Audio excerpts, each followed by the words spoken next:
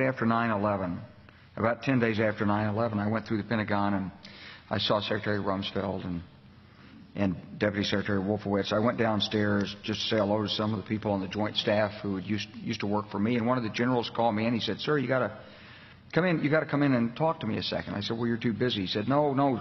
He says, "We've made the decision. We're going to war with Iraq." This was on or about the 20th of September. I said, "We're going to war with Iraq. Why?" He said, "I don't know." He said, "I guess they don't know what else to do." So I said, "Well, did they find some information connecting Saddam to Al-Qaeda?" He said, No. He says, "There's nothing new that way. They just made the decision to go to war with Iraq." He said, "I guess it's like we don't know what to do about terrorists, but we've got a good military and we can take down governments." And he said, "I guess if the only tool you have is a hammer, every problem has to look like a nail." So I came back to see him a few weeks later, and by that time we were bombing in Afghanistan. I said, "Are we still going to war with Iraq?" And he said, "Oh, it's worse than that."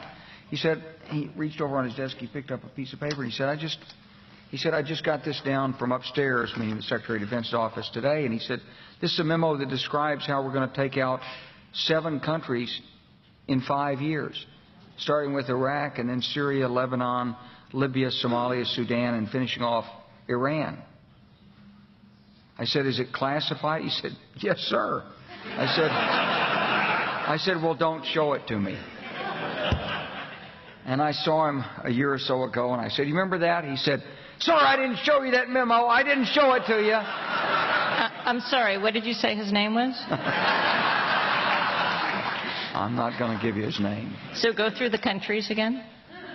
Well, starting with Iraq, then Syria and Lebanon, then Libya, then Somalia and Sudan, and then back to Iran.